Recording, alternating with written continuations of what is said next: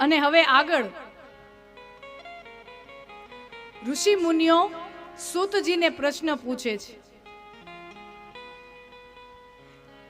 કે વેર માત્રે તો સર્વત્રમ પૂજ્યતે સર્વ દેવતા ગણા, પણ લિંગ વેરે ચ અથમ કિમ સંપૂજ્યતે શિવમ. કે દુનિયાની અંદર પૂજા તો ઘણા બધા દેવોની દેવીઓની થાય, પણ બધા દેવ દેવીઓની પૂજા મૂર્તિ સ્વરૂપે થાય. આપણે બધા દેવ દેવીઓને મૂર્તિ સ્વરૂપે આપણે એમની પૂજા કરીએ, તો શિવ એક એવું તત્વ શું કામ છે કે જેની મૂર્તિ પણ પૂજાય અને જેનું લિંગ પણ પૂજાય. શિવલિંગ પણ પૂજ્ય છે અને શિવની મૂર્તિ પણ પૂજ્ય છે.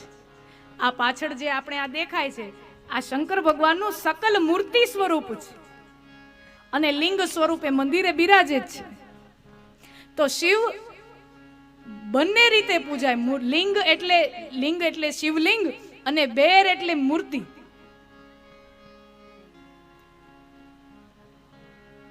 તો એવું શું કામ છે?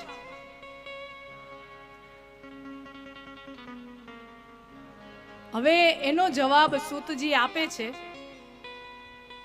કે જુઓ, શિવ તત્વ અતિ ગહન છે. શિવને શિવ સિવાય બીજું કોઈ સમજી જ ન શકે અને શિવ તત્વને શિવ સિવાય બીજું કોઈ સમજાવી પણ ન શકે. સૂતજી કહે છે આનું સંપૂર્ણ જ્ઞાન શિવજી પાસે છે. શિવજી કરતા અડધું જ્ઞાન વ્યાસજી પાસે છે. સૂતજીના ગુરુ વ્યાસ, તો એનથી અડધું જ્ઞાન વ્યાસ પાસે છે અને મારા ગુરુ વ્યાસ એના કરતા અડધું જ્ઞાન મારી પાસે છે. એટલે મારું જેવું અને જેટલું જ્ઞાન છે એવું મહાદેવની કૃપાથી હું તમને કહું છું. સૂતજી કહે છે કે બીજા બધા દેવી દેવતાઓના સકલ સ્વરૂપ છે એટલે મૂર્તિ રૂપે પૂજાય છે, પણ શિવ એક એવા માત્ર દેવ છે કે જે બ્રહ્મ તત્વ તરીકે પૂજાય છે, જેને બ્રહ્મ તત્વ કહેવાય. અને બ્રહ્મનો કોઈ આકાર નથી, એ નિર્ગુણ છે, નિરાકાર છે. એટલે બ્રહ્મ તત્વને આપણે નિર્ગુણ નિરાકાર તરીકે ઓળખાય, તો એ બ્રહ્મ તત્વના નિર્ગુણ નિરાકારના પ્રતીક તરીકે આપણે શિવલિંગની પૂજા કરીએ છીએ. નિર્ગુણ નિરાકાર તત્વના પ્રતીક રૂપે આપણે શિવલિંગની પૂજા કરીએ છીએ. અને એટલું જ નહીં, જે પ્રણવ ઓમકાર છે,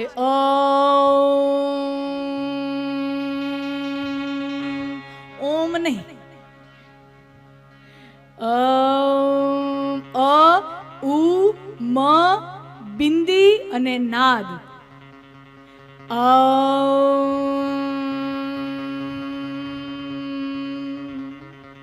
આ કહેવાય પ્રણવ. થોડુંક ધ્યાન આપજો, ખૂબ આપણે તાત્વિક ચર્ચાઓ કરી રહ્યા છીએ, શિવ તત્વને સમજવાના પાપા પગલી માંડી રહ્યા છીએ. તો જે આ ઓમકાર જે છે, અ ઉ મ એટલે 3 અક્ષર થયા, અ ઉ મ બિંદુ અને નાદ, આ 5 અક્ષરથી બનેલો ઓમકાર એને કહેવાય પ્રણવ.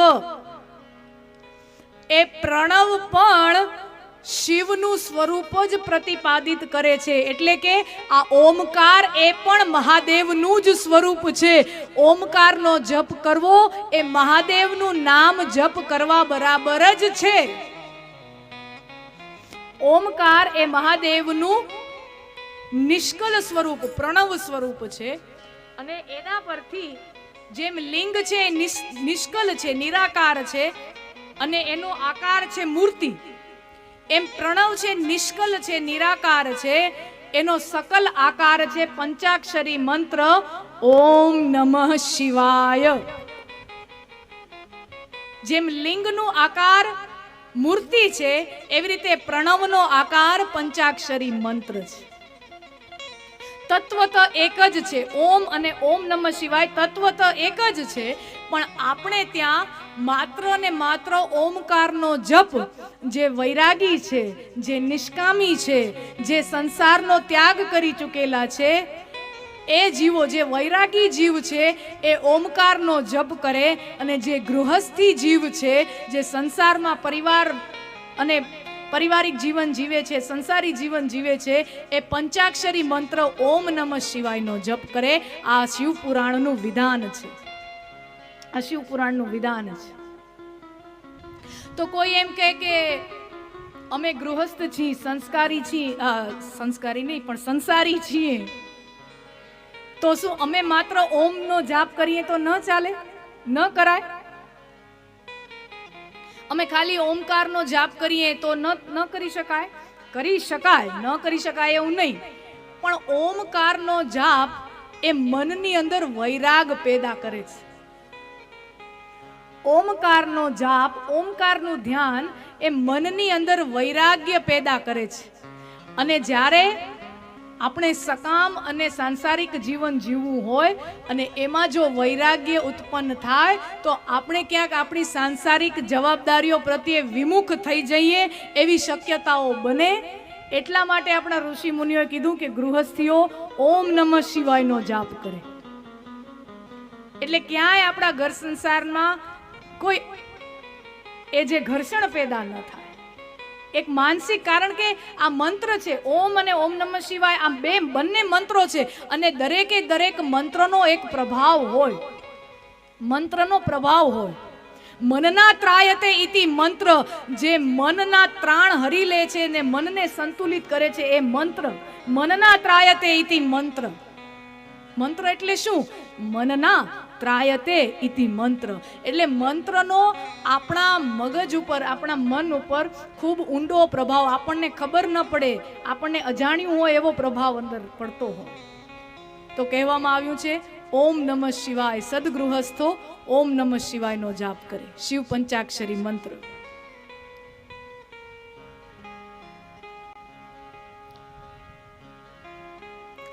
હવે પ્રશ્ન આવ્યો કે આજે ભગવાન જે લિંગ સ્વરૂપે પૂજાય છે,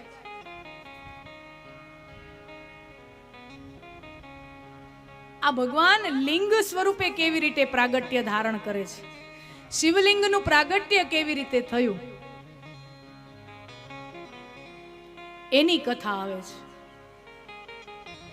અને આ કથા કરું એ પહેલા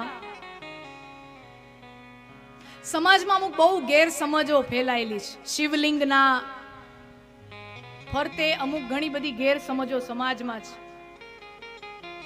તો આ શિવપુરાણની કથાના માધ્યમે ખૂબ વિનમ્રતાથી શિવપુરાણના આધાર રાખીને, આ સદગ્રંથનો, શાસ્ત્રનો આધાર લઈને, હવે મારું તો એવું કઈ ગજું નથી કે હું કોઈ એવો કોઈ, પણ આ શિવપુરાણ આપણને સંદેશ આપે છે અને મારે એ સંદેશો સમાજ સુધી પહોંચાડવો છે.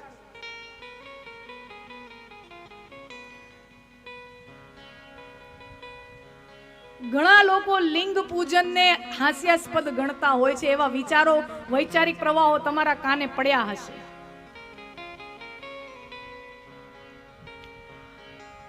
આની શરૂઆત થઈ છે છેલ્લા 200-250 વર્ષથી.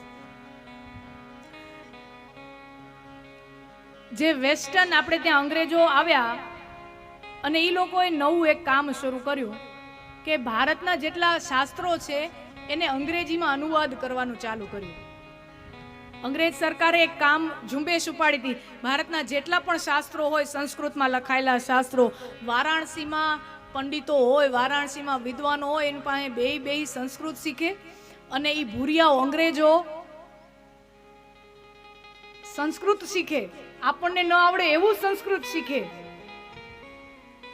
અને પછી આ મોટું એક ષડયંત્ર. હવે આપણને એમ લાગે ઓહો આ લોકો સંસ્કૃત શીખે છે, જો તો આપણને તો હું છે રાજીના રેડ થઈ જાય કે જો તો ખરા ભૂરિયા હોય સંસ્કૃત બોલે છે. આપણે હું છે તરત અંજાઈ બહુ જાય, આપણે પ્રભાવિત તરત થઈ જાય. એટલે પછી સંસ્કૃત આપણા શાસ્ત્રો ઉપર પુસ્તકો લખે, અંગ્રેજીમાં બુકો લખે. એટલે આપણને એમ થાય કે જો તો ખરા બીજા લોકો આપણા શાસ્ત્રોની મહિમા કરે છે. પણ ખરેખર અંદર ખાને આ લોકોનું ષડયંત્ર હોય ભારતના શાસ્ત્રોને દુનિયાની સામે એવી રીતે રજૂ કરવા કે દુનિયાના બીજા લોકોને ભારતના ધર્મ પ્રત્યે ઘૃણા થાય કે આ કઈ ટાઈપના લોકો છે. ખરેખર તો એનું છુપું ષડયંત્ર હોય છે. મેક્સ મુલર કરીને જર્મન વિચારક થઈ ગયો. મેક્સ મુલર તો બહુ જ જાણીતો, અત્યંત જાણીતો, ઓક્સફોર્ડમાં ભણેલો. ઓક્સફોર્ડ પોતે જર્મન નો હતો એટલે જર્મની નો હતો એટલે જર્મન ભાષા જાણે. ઓક્સફોર્ડ એટલે લંડનમાં, ઇંગ્લેન્ડમાં યુનિવર્સિટી, એટલે જર્મનોને અંગ્રેજી ના ફાવે પણ એ ઇંગ્લેન્ડમાં ભણ્યો એટલે એને અંગ્રેજી પણ ફાવે. અને પછી એને સંસ્કૃતનો અભ્યાસ કર્યો એટલે સંસ્કૃત ખૂબ સારું જાણે. પછી 19મી સદીના અંતમાં ને 20મી સદીની શરૂઆતમાં બ્રિટિશ ઓક્યુપાઈડ બિહાર, એટલે ઈ સમયનું જે બિહાર હતું અંગ્રેજોના શાસન નીચે, 20મી સદીની શરૂઆતમાં જે, તો બિહારમાં એક અંગ્રેજ પેદા થયો, આર્થર મેકડોનલ્ડ એનું નામ. આર્થર મેકડોનલ્ડ કરીને એ ભારતના બિહારમાં જ જન્મ્યો. કારણ કે અંગ્રેજો તો પોતાના પરિવારને લઈને આવતા, બધા ઓફિસરો અહીંયા જ રહેતા, અહીંયા જ ખાતા પીતા, બધું અહીંયા જ પરિવારની સાથે રહેતા. તો એનો જન્મ તો બિહારમાં થયો, પણ એને સરકારે ભણવા બ્રિટેન મોકલ્યો. ત્યાં ભણ્યો, પછી સંસ્કૃતનો પણ એને અભ્યાસ કર્યો અહીંયા આવીને, અને પછી એને સરકારી નોકરીએ લગાડ્યો, અંગ્રેજ સરકારની નોકરીએ. અને નોકરી શું હતી કે જેટલા પણ ભારતના શાસ્ત્રો છે એને બધાય અંગ્રેજીમાં અનુવાદ કરવાનું, અને શાસ્ત્રોને એવી રીતે તોડી મરોડીને અંગ્રેજીમાં અનુવાદ કરવાનું કે દુનિયાના લોકોને ઘૃણા પેદા થાય કે આ સનાતન સંસ્કૃતિમાં લોકો આવા છે. એટલે મેક્સ મુલર સૌથી પહેલો હતો, પછી આ આર્થર મેકડોનલ્ડ એ બીજો. હવે મેક્સ મુલરે તો બધા વેદોનો ઉપનિષદોનો અભ્યાસ કર્યો અને શરૂઆતમાં એને પુસ્તકો લખવાની ચાલુ કરી. તો શરૂઆતનું એનું લખાણ વાંચું ને તો મને એમ દેખાય કે ના, જો આને છેડછાડ કરી, આપણા શાસ્ત્રનું છેડછાડ આપણને એ વૃત્તિ દેખાય આવે. પણ ધીમે ધીમે સરકાર તરફથી એને દબાણ આવ્યું કે હજી આને કરો, હજી આને કરો, તો કે હજી આ શાસ્ત્રો બદલો. ત્યાં જેમ જેમ એનો અભ્યાસ ઊંડો થતો ગયો મેક્સ મુલરનો, ત્યારે એક સ્થિતિ એવી આવી ગઈ કે મેક્સ મુલરે ના પાડી દીધી કે હું આ શાસ્ત્રોને બદલી શકું એમ નથી, આ શાસ્ત્રોએ મને બદલી નાખ્યો છે. હું હવે આ શાસ્ત્રોને બદલી શકું એમ નથી, આ શાસ્ત્રોએ મને બદલી નાખ્યો છે. એટલે જ છે ને, તમે જો મુંબઈમાં જાશો, દિલ્હીમાં જાશો તો મેક્સ મુલર ભવન છે. મુંબઈમાં પણ છે, દિલ્હીમાં પણ છે મેક્સ મુલર ભવન. અને એ ભવનની અંદર જ્યારે જર્મનના ડેલિગેટ્સ આવે જર્મન સરકારના, ત્યારે આ ભવનમાં બેસી અને ભારત અને જર્મનીના સંબંધ કેમ ગાઢ બને ને એવી ચર્ચા કરવી હોય તો એ ત્યાં થાય. તો મેક્સ મુલર તો કહી દીધું કે આ મારાથી નહીં થાય, પણ જે આર્થર મેકડોનલ્ડ હતો ને એ બદલ્યો નહીં. એને આ શાસ્ત્રોને ભ્રષ્ટ કરવાનું કામ શરૂ કર્યું, ચાલુ જ રાખ્યું. અને એને પોતાના પુસ્તકમાં શું લખ્યું કે આ લિંગ જે શિવલિંગ તરીકે પૂજે છે આ ભારતના અબુધ લોકો, એ શું છે? એક તો એ લોકો છે ને ભારતીયો માટે કેવા શબ્દો વાપરતા, ભારત એટલે સાપ ને સપેરાઓનો દેશ, નાગણને પૂજવા વાળો દેશ, સપેરાઓનો દેશ. કારણ કે એને ખબર નથી કે આની પાછળનું વિજ્ઞાન શું છે. એટલે ઉપર છલે જોવે અને એ પ્રમાણે એનું લખી નાખે. હવે શિવલિંગને એને એમ કીધું કે એ તો એક પુરુષની જનનેન્દ્રિય છે. Ancient Indians were fella worshipping fellas. અને આ જ્યારે ભારતના લોકો વાંચતા થાય, અધકચરા મનવાળા, અધકચરા બુદ્ધિવાળા, થોડુંક અંગ્રેજી જાણવાવાળા અને પોતાને બહુ બુદ્ધિશાળી માનવાવાળા બુદ્ધુ, એ આવું અધકચરું જ્ઞાન વાંચે એટલે એના મનમાં પોતાના જ ધર્મ માટે ઘૃણા પેદા થાય કે આપણે આની ઉપર બિલીપત્ર ચડાવી છીએ, ફૂલ ચડાવી છીએ. અને જે શિવલિંગ છે એની નીચે જે યોની છે એ સ્ત્રીની જનનેન્દ્રિય છે. એટલે આવી રીતે મિથ્યા ફેલાવાનું કામ આ લોકો શરૂ કરે. મારે શિવ પુરાણના આધારે આ તમામ મિથ્યાઓ તોડવી છે. એન્શિયન્ટ ઋષિઝ, ancient Indians were not primitive. In fact, they were the most advanced people in the world. In fact, they were the most ancient and advanced people in the world.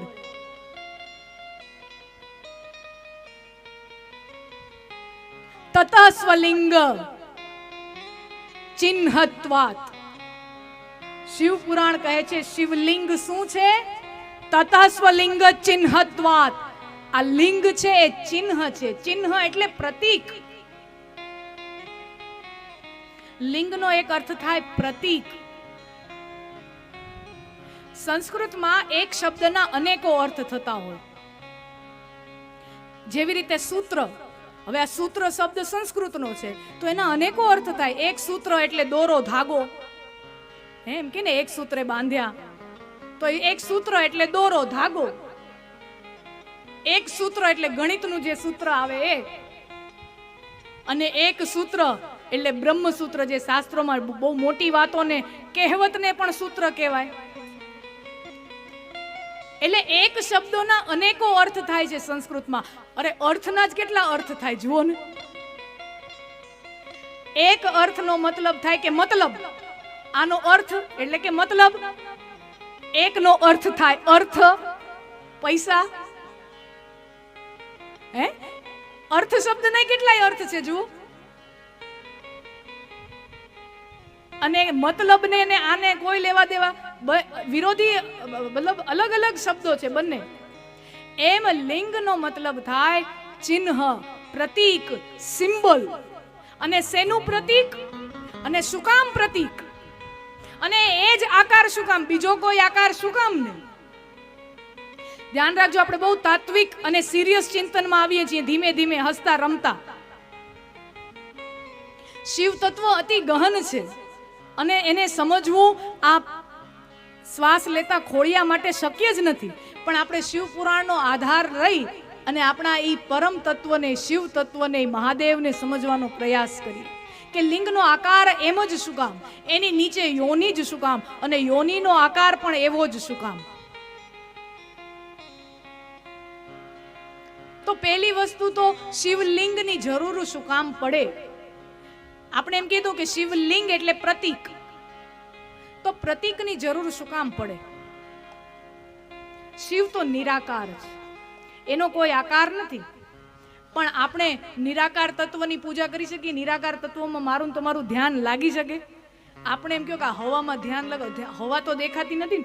હવે હું તમને એમ કહું કે હવામાં ધ્યાન લગાવો, રામભાઈ આ હવામાં ધ્યાન લગાવો, હવામાં ધ્યાન ન લાગે, દેખાતી જ નથી, અનુભવાય છે, અડે તો અનુભવાય છે, પણ જોવી કેમ, ધ્યાન કેમ ધરવું. તો આપણને દરેકને પ્રતીકોની જરૂર પડે. અને માત્ર ધર્મને જ પ્રતીકની જરૂર પડે એવું નથી.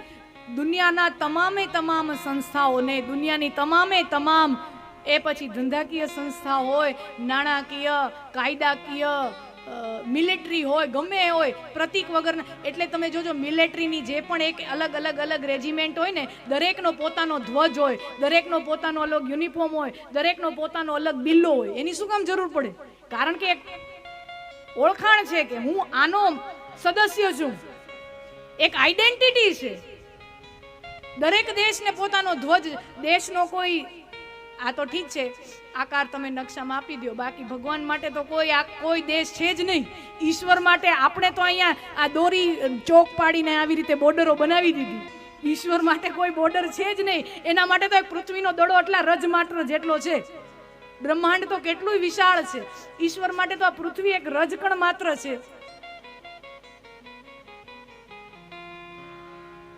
તો દરેક દેશનો એક ધ્વજ હોય. શું કામ? તો કે આ પછી તિરંગો લહેરાતો હોય તો સમજી જવાનું કે આ ભારત છે. ફલાણો ધ્વજ લટકે તો સમજી જવાનું અમેરિકા છે, આ ઇંગ્લેન્ડ છે, આ ચાઇનાનો છે. સમજી જાય લોકો કે અહીંયા આની વાત થાય છે. ટૂંકમાં માણસનું મન છે પ્રતીક વગર કામ કરી શકતું નથી. હમણાં આવતે મહિનેથી IPL ચાલુ થશે. હે, તો 8-10 ટીમો હોય, દરેક ટીમોનો પોતાનો એક સિમ્બોલ હોય છે ને, લોગો હોય છે ને. શું જરૂર નહીતર ક્રિકેટ તો રમો, દડો ફેંકો ને મારો, બસ એટલું જ છે ને. બીજું શું છે ક્રિકેટ એટલે? ના, એમ ન ચાલે. દરેક ટીમનો પોતાનું એક પ્રતીક જોઈએ. ટૂંકમાં માણસનું મન પ્રતીક વગર ચાલી શકે એમ જ નથી. પ્રતીક તો જોઈએ. હવે હું ભારત દેશને પ્રેમ કરું છું, બધા ભારતીયો મારા ભાઈ બહેન છે, આવું આપણે શાળામાં ભણતા હતા ત્યારથી ખબર છે. ભારત મારો દેશ છે, બધા ભારતીયો મારા ભાઈ બહેન છે. અને બધા ભારતીયો માટે મને પ્રેમ છે અને ભારત માટે પણ મને પ્રેમ છે, પણ એ પ્રેમને દર્શાવવો કેમ? હું શું કાશ્મીરથી લઈને કન્યાકુમારી સુધી હાલતા હાલતા બધાને પગે લાગતી જાઉં? આ બાજુ કચ્છથી ચાલુ કરીને ઓલી બાજુ આસામ સુધી બધાને પગે લાગતી જાઉં? બધાને ભેટતા જઈએ? ના, ભારતનો એક તિરંગો છે, તિરંગાને સલામી ભરી લો તો આખા દેશ પ્રત્યે તમારી ભક્તિ, આખા દેશ પ્રત્યે તમારો પ્રેમ એ વ્યક્ત થઈ જાય છે. બરાબર? આખા દેશ માટે તમારો પ્રેમ એક તિરંગાને સલામ મારવાથી વ્યક્ત થઈ જાય છે. એવી રીતે આ સૃષ્ટિનું સંચાલન કરનારી એક ઉર્જા છે, એક શક્તિ છે, એ નિરાકાર છે, એ પરબ્રહ્મ તત્વ નિર્ગુણ છે, નિરાકાર છે, નિષ્કલ છે. તો આપણે હવાના એક એક રજકણને પૂજા પાઠ કરતા જશું એક એક કેમ? તો આનું પ્રતીક શું? તો એના માટે આપણને પ્રતીક જોઈએ. એ પ્રતીક છે શિવલિંગ. આપણે એક શિવલિંગની પૂજા કરીએ. આખા સૃષ્ટિની પૂજા આરાધના કરવા બરાબર એક શિવલિંગની પૂજા આરાધના કરવી છે. શિવલિંગ એ સૃષ્ટિની તમામે તમામ ચેતના, એ સૃષ્ટિની તમામે તમામ શક્તિ, આ સૃષ્ટિના તમામે તમામ ઉર્જાનું પ્રતીક શિવલિંગ છે. શિવલિંગની પૂજા એ સમસ્ત બ્રહ્માંડની પૂજા બરાબર છે.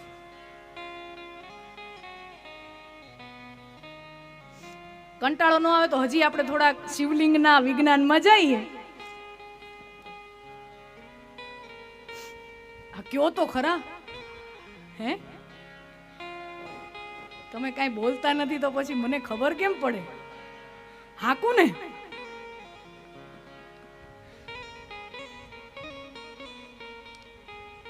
રાઈટ, હું કરીશ વિજ્ઞાનની વાતો, પણ ખૂબ સરળ કરીશ કે મારી માવડીઓ મોટા ઉંમરના બધાને મજા આવે અને સમજાઈ જાય. પ્રયાસ કરીશ કે સરળમાં સરળ કહું, કારણ કે અઘરું મને નથી આવડતું. અઘરું મને નથી આવડતું, એટલે સરળમાં સરળ આપણે સમજવાનો પ્રયાસ કરશું. આપણા શાસ્ત્રોની અંદર ખૂબ વિજ્ઞાન ભરેલું છે. આપણે બે ઘડી આવી ખાલી કીર્તન કરી, ખરેખર એ તો જોઈએ જ, કારણ કે એનાથી તો જીવનમાં રસ આવે, આનંદ આવે, એ તો છે જ, પણ એની સાથે સાથે વિજ્ઞાન ભરેલું છે. આપણે ભૂલવું ન જોઈએ. સૃષ્ટિની રચના કોણે કરી? હવે આ પ્રસંગ ભાગવતમાં પણ આવે છે, શિવપુરાણમાં પણ આવે છે, દેવી ભાગવતમાં પણ આવે છે. અને સૃષ્ટિની રચના કેવી રીતે થઈ અને કોણે કરી?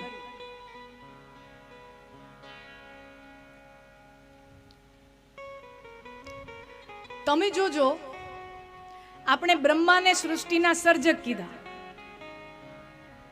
વિષ્ણુને પાલક કીધા, અને રુદ્ર મહેશ ને સંહારક કીધા.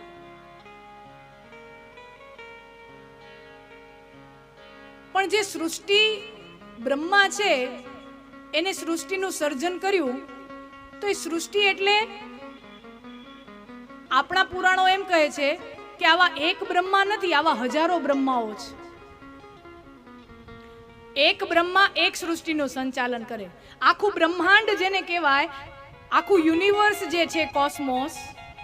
આમાં પવનનો અવાજ આવે છે, પટ પટ પટ પટ. મને આવે છે, હે આવે છે.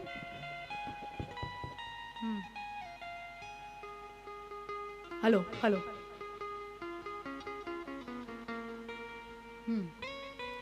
તો આવા અનેકો બ્રહ્મા છે જે અનેકો સૃષ્ટિનું સર્જન. સૃષ્ટિ એક નથી, એ પણ કહી દઉં. અને એ વાત હવે વિજ્ઞાન પણ માને છે.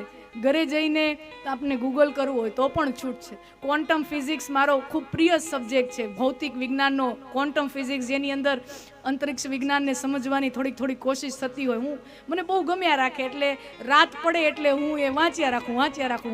મને ખૂબ મજા આવે એની અંદર. હવે વિજ્ઞાન પણ એ માનતું થઈ ગયું છે કે આપણે આ એક ગ્રહમાં વસીએ છીએ, ખાલી આટલું ન હોય, આનાથી પણ વિશેષ હોઈ શકે. આ તો આપણને નરી આંખે દેખાતું જે બ્રહ્માંડ છે એ ખાલી 5% છે. એટલે નરી આંખે પછી આ જે મંગળ ગ્રહ ને આ બધું જોવે છે એ બધું 5% આવી ગયું, પણ હજી 95% એવું છે કે જે હજી પકડમાં આવ્યું નથી. મોટા મોટા મશીનોથી એ પકડમાં આવ્યું નથી, એવું હજી 95% છે. તો પહેલા તો વૈજ્ઞાનિકો એમ માનતા હતા કે આપણે સૃષ્ટિની શરૂઆત કેમ થઈ, આપણા શાસ્ત્રો શું કહે છે એ સમજીએ અને આજનું વિજ્ઞાન શું કહે છે એ સમજીએ. ચાલો આપણે બેને સમાંતર ધારાઓમાં ચાલીએ, એક પગ અહીંયા રાખીને એક પગ અહીંયા રાખી. આપણા હિન્દુ ધર્મ પ્રમાણે સૃષ્ટિનો સર્જનય નથી, સૃષ્ટિનો અંતય નથી, આખું ચક્ર ચાલ્યા જ કરે. ક્યારેક સર્જન થાય, પછી વળી વિલય થઈ પ્રલય થઈ જાય, પછી વળી સર્જન થાય, વળી પ્રલય થાય, વળી સર્જન થાય, વળી પ્રલય થાય. એવમ પ્રવર્તિતમ ચક્રમ. આ ચક્ર ચાલ્યા રાખે, ચાલ્યા રાખે, ચાલ્યા રાખે. આપણે એમ કહેવાય છે કે આ સૃષ્ટિનો પ્રલય થઈ જશે, પછી વળી નવા બ્રહ્મા આવશે, એ નવી સૃષ્ટિનું સર્જન કરશે, નવા વિષ્ણુ આવશે. એટલે હિન્દુ ધર્મની માન્યતા પ્રમાણે આ સૃષ્ટિ એક ચક્ર ભાતી છે, એ ચાલ્યા રાખે. એટલે જ આપણે એવું માનીએ છીએ કે આપણે છીએ જન્મ્યા, મર્યા પછી વળી જન્મ લેશું, જેવા કર્મ પ્રમાણે એવું શરીર મળશે. વાંદરાનું મળશે, કૂતરાનું મળશે, ગધેડાનું મળશે, સારા કામ કરશો તો વળી માણાનું મળશે, બાકી કોઈક ને કોઈક શરીર તો મળશે. તો આ માન્યતા જેમ શરીર માટે છે એમ જ સૃષ્ટિ માટે પણ છે. પિંડે તે બ્રહ્માંડે. જો માણસ મરે પછી વળી નવું શરીર ધારણ કરે, કર્મ કરે એ પ્રમાણે નવું શરીર ધારણ કરે, એમ ચક્ર ચાલતું રહે. એમ જે બીજા ધર્મો છે, પશ્ચિમી ધર્મો છે, પશ્ચિમી ધર્મો એટલે કયા? યહૂદી ધર્મ, ઇસ્લામી ધર્મ અને ખ્રિસ્તી ધર્મ. આ ત્રણેય ધર્મો પશ્ચિમમાંથી આવેલા છે. હિન્દુ ધર્મ, બૌદ્ધ ધર્મ, જૈન ધર્મ આ પૂર્વમાંથી આવેલા છે. તો પશ્ચિમના ધર્મો એમ માને છે કે જીવન છે એ સુરેખ ગતિમાં છે. શું? ગોળ નથી, સીધી લીટીમાં છે. જન્મ્યા, મર્યા, ફૂલ સ્ટોપ, વાત પતી ગઈ. સૃષ્ટિ બની ગઈ, પછી જો નષ્ટ થશે તો પછી વાત પૂરી, પછી નવી સૃષ્ટિ નહીં આવે, વાત પૂરી, ફૂલ સ્ટોપ. એનો ધર્મ બાઇબલ એમ માને છે, એનું કુરાન એમ માને છે. આપણે એમ માનીએ છીએ કે બધું ચક્રાકાર છે. તો અત્યારનું જે વિજ્ઞાન છે એ એમ કે છે, એમ માનતું કે સૃષ્ટિ જે છે, બ્રહ્માંડ જે છે એ સ્થિર છે. પહેલા તો એ લોકો એમ માનતા કે પૃથ્વી છે એ સપાટ છે. સૌથી પહેલા બાઇબલમાં જે મળે છે એમ માનતા કે પૃથ્વી સપાટ છે. પછી એ લોકોને 2000 વર્ષ પછી ખબર પડી કે ના ના ના ના ના, ઈસવીસન 1600ની સાલમાં ગેલેલિયો ને એવા બધા થયા. ઈસવીસન 1600ની સાલ એટલે 400-500 વર્ષ થયા. તઈ એને ખબર પડી કે ના, પૃથ્વી સપાટ નથી, પૃથ્વી ગોળ છે. અને આપણે ત્યાં પૃથ્વી માટે સંસ્કૃતમાં હજારો વર્ષોથી કયો શબ્દ વપરાય છે? ભૂગોળ. આપણે ત્યાં તો હજારો વર્ષોથી પૃથ્વી માટે શબ્દ વપરાય છે, એ છે ભૂગોળ. શબ્દની અંદર જ ગોળ છે. એટલે આપણા ઋષિઓને ખબર હતી કે પૃથ્વી ગોળ છે. ઈ લોકોને છેટ 16મી 17મી સદીએ ખબર પડી કે પૃથ્વી ગોળ છે. હવે એ લોકો એવું માને કે પૃથ્વી, આ જે બ્રહ્માંડ છે આખું, પૃથ્વીને આખું જે બ્રહ્માંડ છે એ સ્થિર છે. એ નથી વધતું, નથી ઘટતું, એની સાઈઝમાં નથી વધારો થતો, નથી ઘટાડો થતો, એ સ્થિર છે. પણ ભારતના ઋષિઓએ હજારો વર્ષોથી આ ચિંતન અકબંધ અને કાયમ રહ્યા છે અને પોતાના ઓપિનિયન ઉપર ફર્મ રહ્યા છે કે આ સૃષ્ટિનું સતત વિસ્તરણ થતું જાય છે. ક્યારેક એનું વિસ્તરણ થાય અને ક્યારેક એનું સંકોચન થાય. ક્યારેક એ વિકાસ પામે, ક્યારેક એ સંકોચાઈ જાય. વિસ્તરણ પામે એને સર્જન કહેવાય, સંકોચન પામે એને સંહાર કહેવાય. એને સંહાર કહેવાય. તો 1929માં, 1929 એટલે ખાલી 100 વર્ષ પહેલા, 80 વર્ષ 90 વર્ષ પહેલા એડવિન હબલ નામનો વૈજ્ઞાનિક થઈ ગયો ને એને બહુ મોટું ટેલિસ્કોપ, ટેલિસ્કોપ એટલે દૂરબીન, હેવી ક્વોલિટીનું દૂરબીન આવે ટેલિસ્કોપ. અહીંયા બેઠા બેઠા તમે મંગળ ગ્રહ ને આ તે બધું જોઈ શકો, સ્પષ્ટ જોઈ શકો, એવું બહુ હેવી મટીરિયલ વાળું આવે. તો એડવિન હબલ નામના વૈજ્ઞાનિકે એ ટેલિસ્કોપ ગોત્યું અને એને જાણવાનો પ્રયાસ કર્યો કે આ બ્રહ્માંડ ખરેખર ભારતીય શાસ્ત્રો પ્રમાણે વિકાસ પામે છે, સંકોચાય છે, એવું છે કે આપણે માનીએ છીએ એમ સુરેખ ગતિમાં સ્થિર પડ્યું છે. એને સૌથી પહેલો પ્રયોગ કર્યો. હવે આને જાણવું હોય તો એના માટે વિજ્ઞાનનો એક સિદ્ધાંત છે, ડોપલર સિદ્ધાંત એને કહેવાય. હવે એનો મતલબ શું, સાવ સરળ કહું તો આજે સ્પીકર છે, એ સ્પીકર જેમ મારી નજીક હશે એમ વધારે અવાજ મને સંભળાશે, અને આ સ્પીકર મારાથી જેમ દૂર જશે એમ મને એનો અવાજ ઓછો સંભળાતો જશે. આ સામાન્ય સિદ્ધાંત છે, આના માટે બહુ ભણવાની જરૂર નથી. હે, તમારા મોબાઈલ વગાડો તો મોબાઈલ જેટલો તમારી નજીક હોય એટલું તમને ચોખ્ખું સમજાય, દૂર રાખો એટલું ઓછું સમજાય. આ સામાન્ય અભણ સિદ્ધાંત, આમાં ભણવાની જરૂર જ નથી. પ્રકાશ છે, પ્રકાશનો જે સ્ત્રોત છે એ આપણી જેટલી નજીક હોય એટલી વધારે તીવ્રતા હોય, જેટલી દૂર જતો જાય એ સ્ત્રોત એટલો પ્રકાશ ઝાંખો થતો જાય. આ સામાન્ય સિદ્ધાંત છે. અને આ પ્રકાશને આપણે સફેદ જોઈએ છીએ, ખરેખર આ સફેદ નથી. આ તડકો આપણને સફેદ લાગે ને, સફેદ લાગે, ખરેખર પ્રકાશ સફેદ નથી. એને એક પ્રકારના પ્રિઝમના કાચમાંથી જો એને તમે જોવામાં આવે ને તો તમને દેખાય કે આ સફેદ પ્રકાશની અંદર જાની, વાલી, પીનારા આવા 7 રંગોનો બનેલો આ પ્રકાશ છે. આપણને સફેદ દેખાય છે. એટલે શંકરાચાર્યજી કહી ગયા કે જગત મિથ્યા બ્રહ્મ સત્ય. જગત છે તે જેવું દેખાય છે એવું છે જ નહીં. અહીંયા આપણે જે જોઈએ છીએ એ કાંઈ એવું છે જ નહીં, બધું મિથ્યા છે. શું કામ? કારણ કે આપણી નરી આંખે જે જોઈએ છીએ અને જે છે એમાં બહુ મોટો ફરક છે. આપણને જે સફેદ દેખાય છે એ સફેદ નથી, એની અંદર 7 રંગો છે. અને હું આવું છું શિવલિંગની ઉત્પત્તિમાં જ આવું છું, પણ એનો આ બેઝ છે, શિવલિંગનો આ બેઝ છે. તો આ સફેદ આપણને દેખાય છે, એની અંદર જાંબલી, નીલો, વાદળી, લીલો, પીળો, નારંગી એટલે કેસરી અને રાતો એટલે લાલ. આ 7 રંગો એની અંદર છે. હવે એનો સામાન્ય સિદ્ધાંત એ છે, ડોપલર સિદ્ધાંત, કે પ્રકાશ જે ફેંકતી વસ્તુ છે એ આપણાથી જેમ જેમ નજીક હોય એમ વધારે તીવ્ર વાળા રંગો હોય, બરોબર, વધારે તીવ્રતા વાળા રંગો હોય, અને એ જેમ જેમ દૂર જાય એમ એમ આછા રંગો આપણને ફેંકે. તો આ જાનીવાલી પીનારામાંથી જે શરૂઆતના રંગો છે એ તીવ્ર છે, અને રાતો, લાલ એ બધા આછા રંગોમાં ગણાય. નારંગી એટલે કેસરી અને રાતો એટલે તમે જુઓ સૂર્યોદય અને સૂર્યાસ્ત વખતે આકાશ છે એ રાતું દેખાય, કેસરી દેખાય. શું કામ? કારણ કે સૂર્ય છે એ આપણાથી દૂર છે.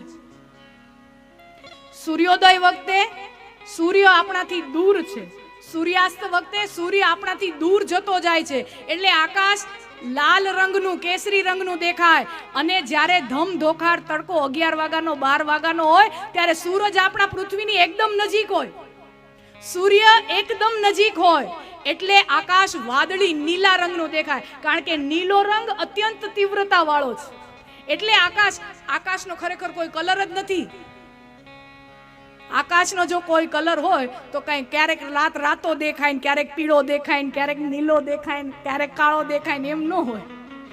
આકાશ જેવું કઈ છે જ નહીં. આપણે જેને આકાશ ગણીએ છીએ આકાશ જેવું કઈ છે જ નહીં. આ સૂર્ય જેમ ગતિ કરે એમ ઉપરનો રંગ બદલાતો જાય. સૂર્ય જો નજીક હોય તો વાદળી રંગ દેખાય, સૂર્ય જો દૂર જાય તો નારંગી અને રાતો કલર દેખાય. એટલે સૂર્યોદય સૂર્યાસ્ત વખતે આ. હવે જેને ટેલિસ્કોપમાં જોયું તો એને એમ થયું કે આપણે તો એવું માનીએ છીએ કે બ્રહ્માંડ સ્થિર છે, તો સ્થિર બ્રહ્માંડની અંદર જેટલા ઘાટા રંગ હોય એટલા જ આછા રંગ હોય, બેલેન્સમાં હોય તો જ સ્થિર રહે.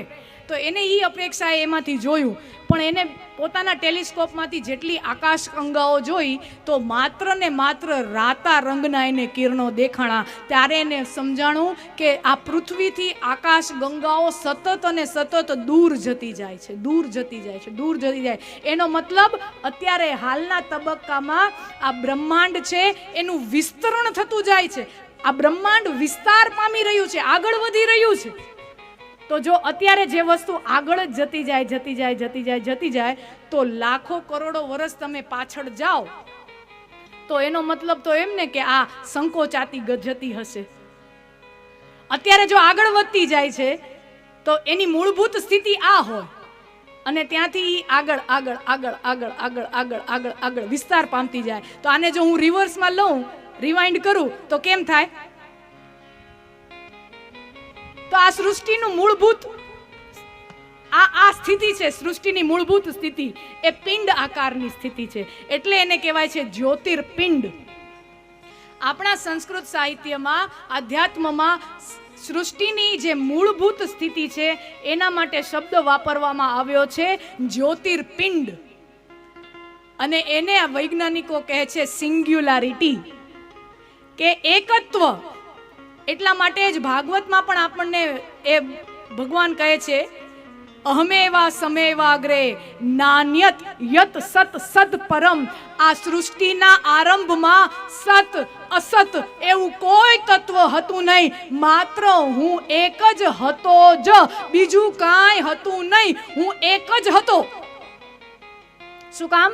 કારણ કે ખાલી એક જ્યોતિર્પિંડ હતું. હવે જ્યોતિર્પિંડની ઉર્જા એવી ફાટી, જેને આ લોકો અંગ્રેજીમાં અત્યારે બિગ બેંગ કહે છે, કે ખરેખર જો આ તમે સાધારણ તમે જો કુકર હોય ને, કુકરમાં બહુ ઉર્જા આવી જાય અને જો એ સીટી મારફતે ઉર્જા રિલીઝ ન થાય તો શું થાય? કુકર ફાટે. બરાબર, સીધું સિદ્ધાંત છે. આપણે સીટી શું કામ વાગે છે? કે વરાળ નીકળી જાય તો ઉર્જા માપની રહે. જો સીટી ના હોય તો ફાટી જાય કુકર, કારણ કે ઉર્જા સહન ન કરી શકે, એટલી જ જગ્યામાં ઉર્જા પોતાને સમાવી ન શકે, ઉર્જા તો ફાટ ફાટ થતી હોય. એમ જ્યારે ઉર્જા એ જ્યોતિર્પિંડમાં મહત્તમ સ્વરૂપે જકડાઈ ગયેલી હોય ત્યારે ઉર્જા પ્રચંડ વિસ્ફોટ સાથે ફૂટે છે, અને જ્યારે ફૂટે પછી અવનવા આકાર લઈ, અવનવા ગ્રહોના, અવનવા આકાશ ગંગાઓના આકાર લઈ અને અસ્તિત્વ પામે છે, જેને હું ને તમે આ સૃષ્ટિ કહીએ છીએ. હવે આને ને શિવને શું સંબંધ? ઘણા એમ કહેશે, ઘણા કે આને ને શિવ ને શક્તિ ને શું સંબંધ? આપણે એમ કહીએ છીએ ને કે જગતમાં એકેય તત્વ એવું નથી કે જ્યાં શિવ અને શક્તિનો વાસ ન હોય. તો આજે સાધારણ મતલબ બહુ બેઝિક વિજ્ઞાન સમજ્યા, આની અંદર જ શિવ અને શક્તિ છે, અને એનું જ પ્રતીક આ શિવલિંગ છે. કેવી રીતે? તો મેં તમને કીધું કે શરૂઆતમાં તો જ્યોતિનો એક ઉર્જાનો એક પિંડ હતો, ગોળો હતો, જેને આપણે કહેવાય બ્રહ્મ, જેના માટે આપણે શબ્દ વપરાયો બ્રહ્મ. બરાબર, એ નિર્ગુણ છે, નિરાકાર છે, એટલે કે શિવ છે. હવે જ્યારે એ વિસ્ફોટથી તૂટ્યું, એ ઘન પદાર્થ વિસ્ફોટથી તૂટ્યો અને અલગ અલગ લીધો આકાર, તો જે ઉર્જા હતી, ઉર્જા હંમેશા બે, એટલે કે શિવ અને શક્તિ આપણે એને નામ આપીએ. વિજ્ઞાન એને ધન વીજભાર અને ઋણ વીજભાર તરીકે કહે, પોઝિટિવ અને નેગેટિવ ઋણ વીજભાર, આપણે એ રીતે સમજીએ. આપણે એને નામ આપ્યું શિવ અને શક્તિ. હવે તમે જુઓ, તમે વિચાર કરો, એક પાણીનો ગ્લાસ ઘરે અખતરો કરજો, ટેબલ ઉપર પાણીનો ગ્લાસ હોય, એ પાણી ભરેલો બોટલ હોય, બોટલ, એને તમારે એટલો બધો ધક્કો નથી મારવાનો કે હાવ ટેબલ ઉપરથી પડી જાય, પણ ખાલી એટલો ધક્કો મારવાનો છે કે એની જગ્યાએથી થોડોક નાચે, બોટલને થોડોક નચાવવાનો છે, એટલો ધક્કો મારો તો બોટલ છે ને આમ ધક્કો મારીએ તો શું કહે, બોટલ પોતાની જગ્યાએ અસ્થિર થઈ જાય. બરાબર, શું કામ? કારણ કે ઉર્જાનો ધક્કો લાગ્યો એને, એટલે પોતાની જગ્યાએ એમ અસ્થિર થાય. એ અસ્થિર શું કામ થાય છે? આપણને અહીંયા લોહીનો ચેકો પડે અને લોહી નીકળે, ઘા વાગે, લોહી નીકળે, પછી થોડોક અહીંયા સોજા જેવું થઈ જાય અને ઘણી વખત તાવે આવે. તો એવું શું કામ થાય છે? કારણ કે આ સૃષ્ટિનું તમામ જે પદાર્થ છે એ હંમેશા અસંતુલનમાંથી સંતુલન તરફ ગતિ કરવા, પોતાની મૂળભૂત સ્થિતિ એને પ્રાપ્ત કરવાનું હોય છે. આપણે એમ શું કામ એમ કહીએ છીએ કે મોક્ષ પ્રાપ્ત કરવો છે?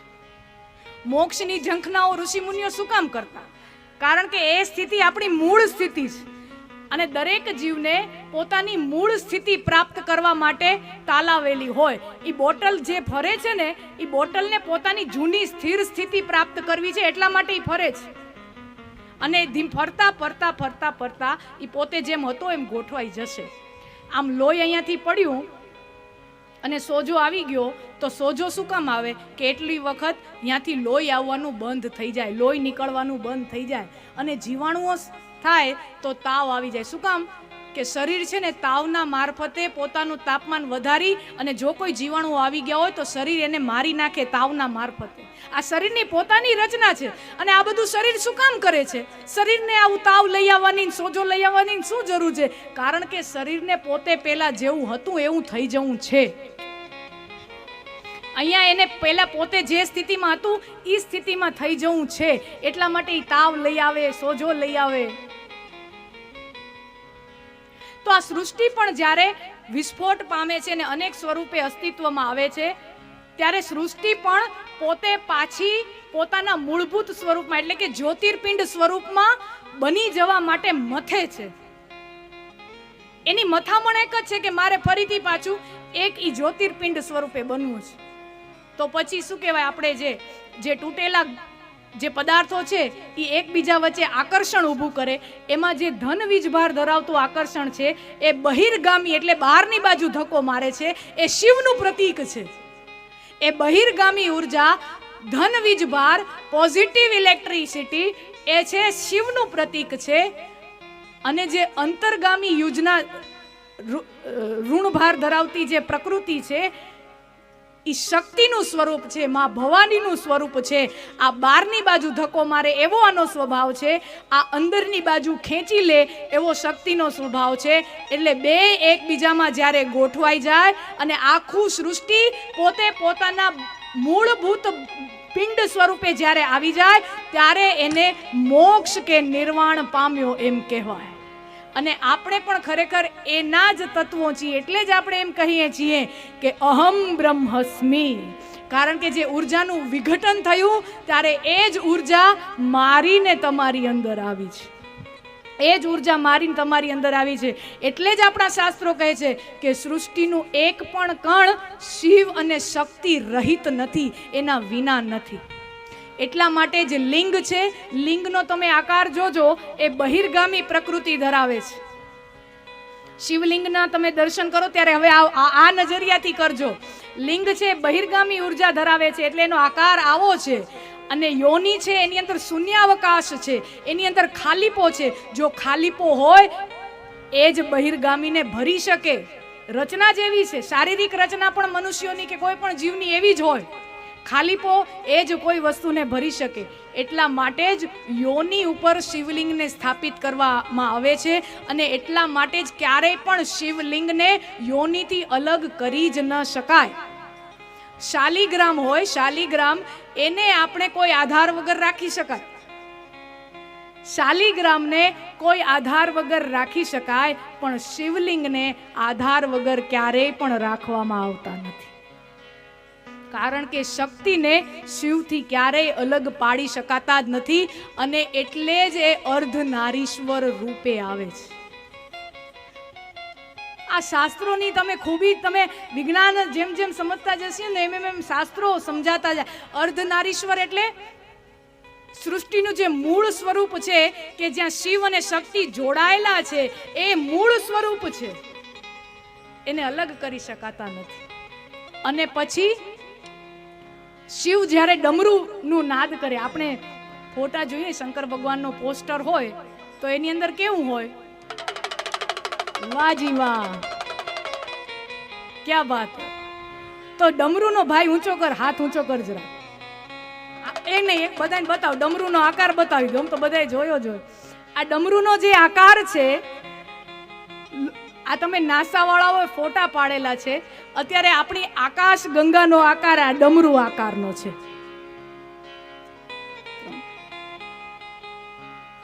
તો આ આકાશ ગંગા, તો શિવ જ્યારે ડમરૂ હાથમાં લે છે એનો મતલબ એક આવી અનેકો આકાશ ગંગાઓ મારા મહાદેવના હાથમાં ફરી રહી છે.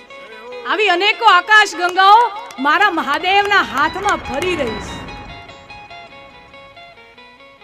અને શિવનું જે નટરાજ સ્વરૂપ છે,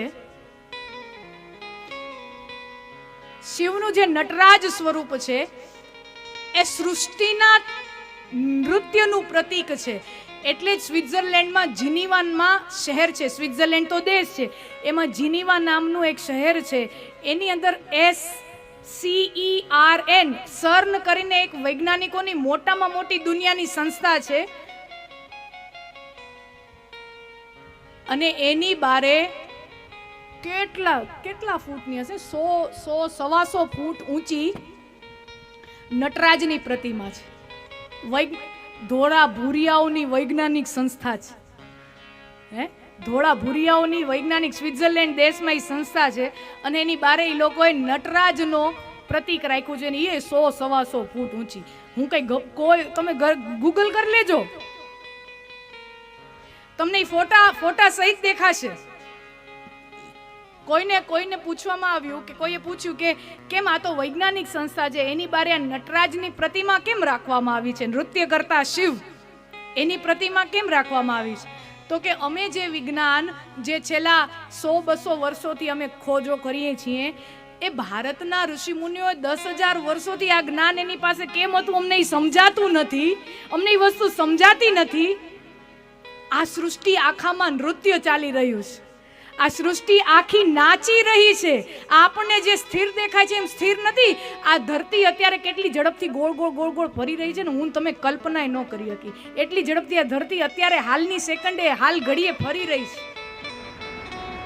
બધે નૃત્ય ચાલી રહ્યું છે, અને આ શિવ જેમ નૃત્ય કરે એ બ્રહ્માંડના નૃત્યના પ્રતીક રૂપે શિવને નટરાજ તરીકે પૂજવામાં આવે છે. શિવને નટરાજ તરીકે પૂજવામાં આવે છે.